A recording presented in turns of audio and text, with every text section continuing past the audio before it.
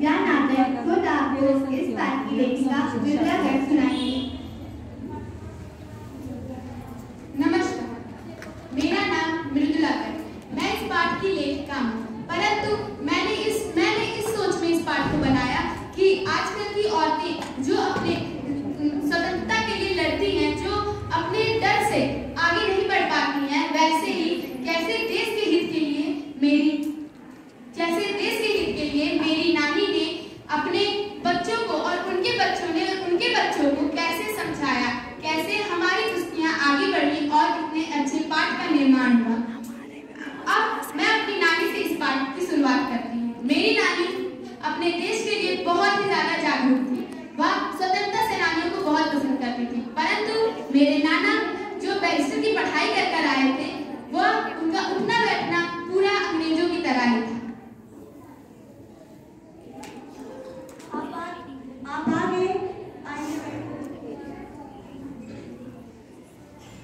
तुम कैसी हो?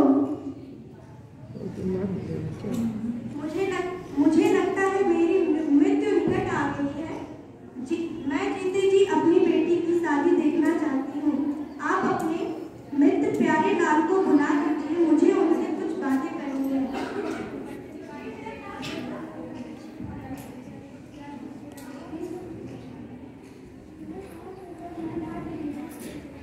मेरे नाना सोच में पड़ गए। जिस औरत ने कभी भी किसी पराये मर्द को देखा भी नहीं, जो अपने पति से खुलकर बात भी नहीं करती, वह एक अनजान व्यक्ति को बुलाकर अपनी बेटी की शादी की पूरी जिम्मेदारी उसे दे दे रहा है। जी भाभी जी बोलिए। मुझे लगता है मेरी मृत्यु निकट आ गई है।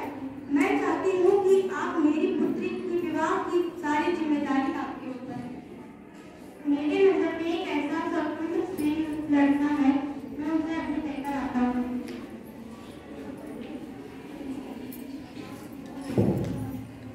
मेरे पिता स्वतंत्रता सेनानी थे, जिसके कारण हमें ICS की परीक्षा भी नहीं देने दी गई, परंतु मेरी नानी के बहुत ज्यादा जिद करने की वजह से नाना ने उस शादी को पक्का समझा। वही लड़का है।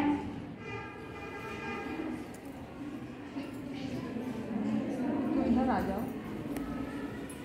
हम 5 पुत्रियां हुई। सबसे बड़ी बेटी जो मेरी बड़ी बहन है, उसका नाम रानी। फिर उसके बाद मैं आई, उमा। मेरे घर का नाम उमा था। फिर चित्रा, मेरी छोटी बहन चित्रा। फिर मेरी उससे छोटी बहन रेनू। उसके बाद अचला। और उन सभी के बाद मेरा छोटा भाई राजीव आया। हम सभी एक दूसरे के लिए जीते थे। हम सभी एक दूसरे के लिए जीते थे। हम सभी में बहुत घनिष्ठ मित्रता थी।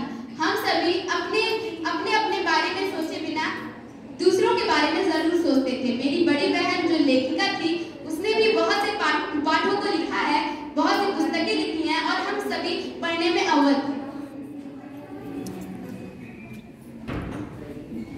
अब मुझे एक समय के बाद याद कर हंसी आ जाती है, जब हम सभी विवाह के लिए जा रहे थे। चित्रा मुदगल लड़की, वो भी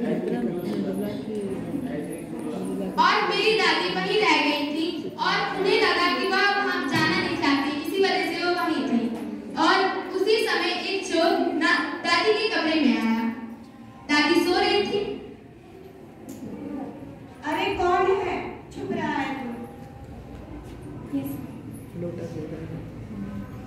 चोर ने दादी को बहुत ही प्रेम से कहा, मैं नहीं। और दादी समझ गई कि कोई चोर ही है और चोर से दादी ने कहा, बेटा मेरे लिए एक लोटा पानी ले आओ। कौन मैं? हाँ तुम।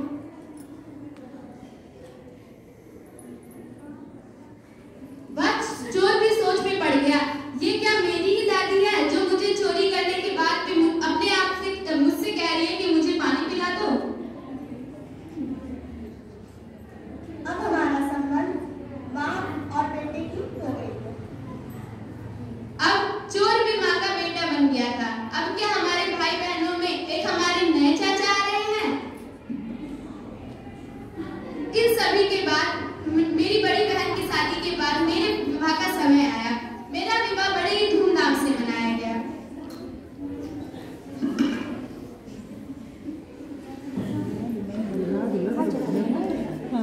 नाचते गाते हम सभी बड़े जोर से मेरे पति के यहाँ गए।